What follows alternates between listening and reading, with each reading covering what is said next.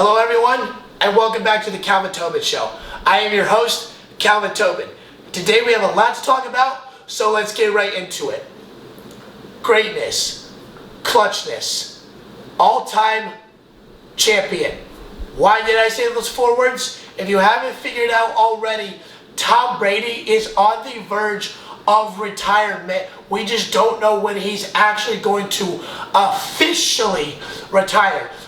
The reason I'm saying officially is, as of a couple of days ago, apparently someone inside Tom Brady's inner circle released information to Adam Schefter, which then Adam Schefter posted that Tom Brady is going to retire, and it blew up like it should have all over Twitter, Snapchat, Instagram, TikTok. Like, you could not see that Tom Brady retired after 22 seasons and being a 7-time champion. Tom Brady is one of the greatest, if not the greatest athlete of all time. He's easily the greatest football player of all time because of what he did for the game. 7-time champion, 10 appearances, 13 AFC championship appearances, 14 total, one in the NFC after going to the Bucs and getting them their second Super Bowl in franchise history in the first year that he was there, which is just insane as it is, because you almost never see that for any other player, because only 2 players at the top of my head right now I've only gone to a team and won the championship their first year: Tom Brady and Kawhi Leonard. Now, with Tom Brady, he deserves for this guy to release that information to Adam Schefter was completely uncalled for, because Tom Brady is owed the fact that he should announce his retirement, not somebody knowing that he's going to retire this offseason and he gets beat to it. Absolutely not. Now, we're just expecting, when is he going to actually retire? Is it going to be within the coming days? Is it going to be within this week, the next 2 weeks, within a month, this off season? Or is he going to give the Buccaneers the greatest sigh of relief and play one more year?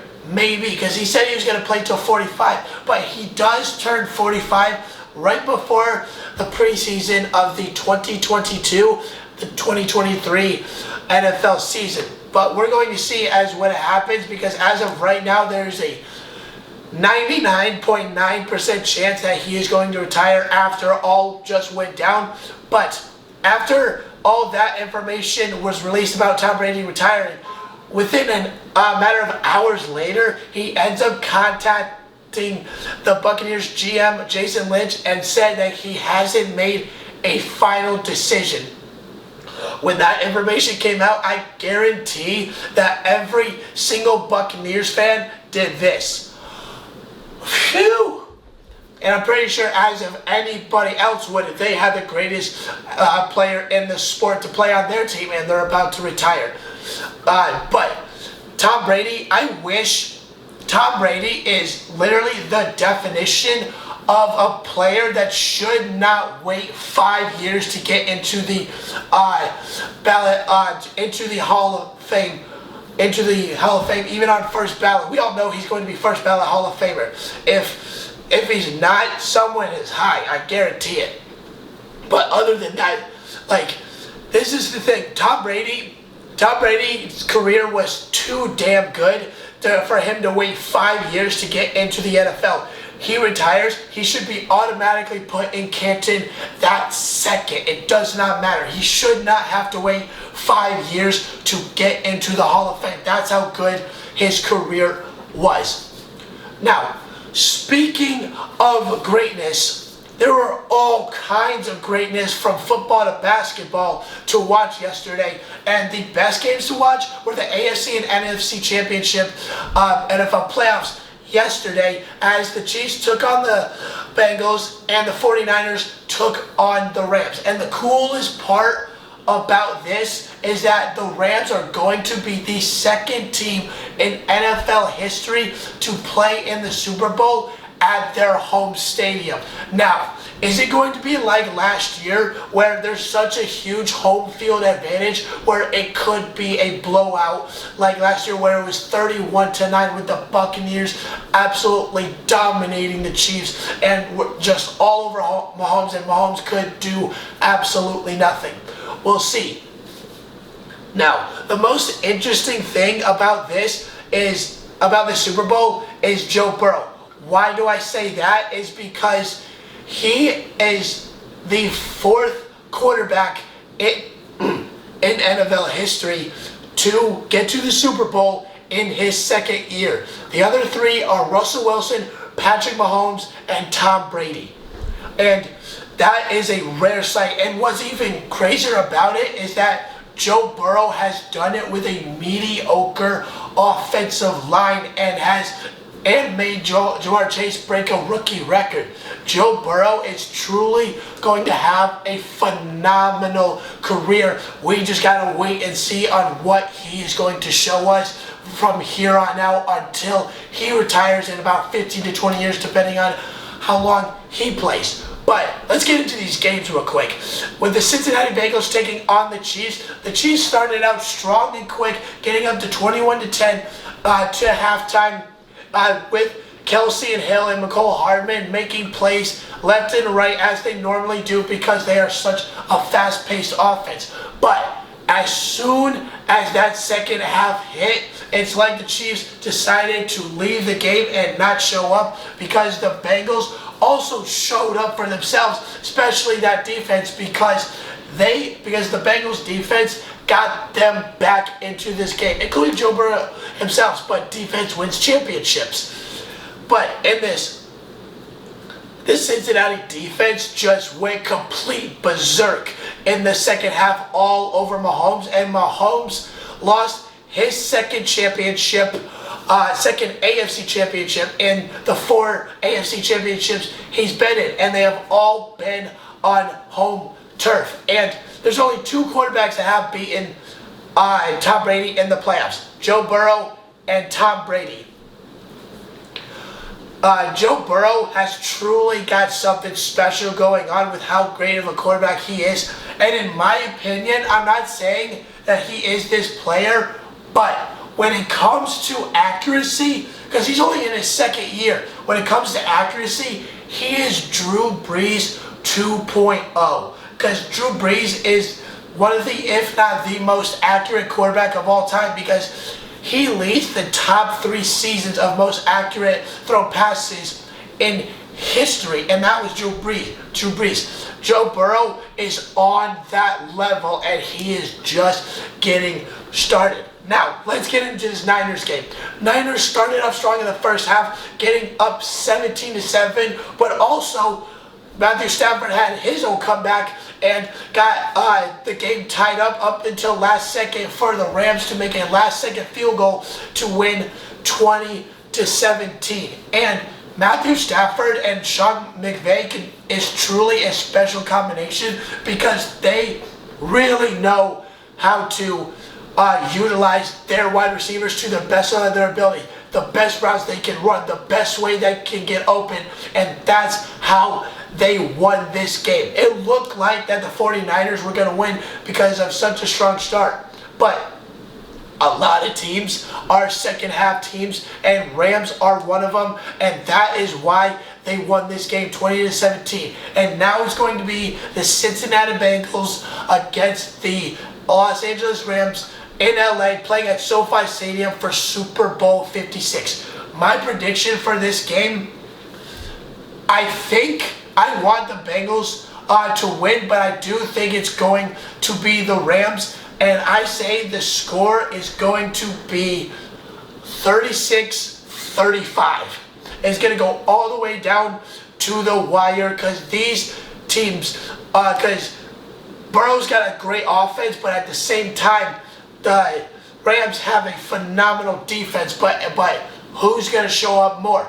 Who's going to get the more clutch plays? And who's going to have the bigger moments in this Super Bowl? Because that's what counts the most when it comes down to the championship game. Now, let's get into some of these other great games. For college basketball, Purdue is back in the top 5. They were 6 when they played Ohio State, and they were 16. And now they're back up to the top 5, back at 4. And in this game, it looked like Purdue was going to run away with it and absolutely annihilate the Ohio State Buckeyes, because they were up by most 20 points. 20 points. And then E.J. Liddell in the second half decided to say, I ain't going out like this, and brought them back. A 20-point comeback within the second half to bring it 78-78, in which E.J. Liddell made a clutch shot to tie it. And what the crazy thing is that there were 4 players that scored 20 points. And it was E.J. Liddell and his teammate Brandon, and then it was Zach Edey and Jaden Ivey. And Jaden Ivey at the end of this game made one of the craziest shots all year long. It was like 1.6 seconds left on the clock. Jaden Ivey got the ball, shot it up as fast as Steph Curry, and swished it to beat the Ohio State Buckeyes 81-78. Purdue, I've said this all year long about Purdue because they're one of my favorite teams this year. Purdue is not a team to be messed with.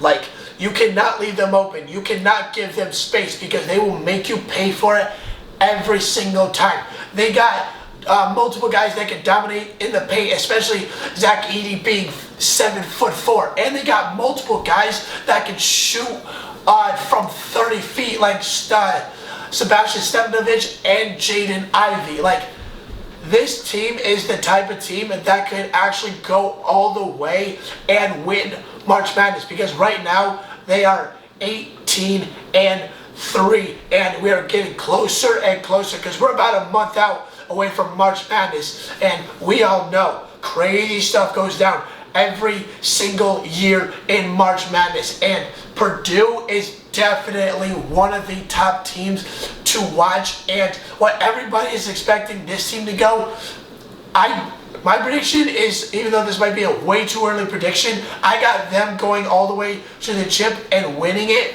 But the worst that they could possibly do for how great of a team they are is Elite 8. They do any worse than that, it will be a complete shocker. Alright, now let's get into some NBA. We had a little bit of an MVP matchup between Nikola Jokic and Giannis Antetokounmpo.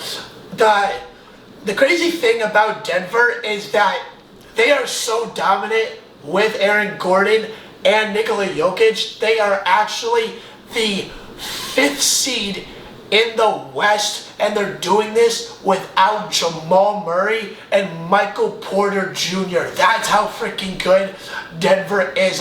Denver is definitely good enough to make an NBA Finals. It's just injuries are biting them literally in the most important moments sometimes. If they can stay healthy as possible, Denver is one of the most dangerous teams you can play against and watch the entire season.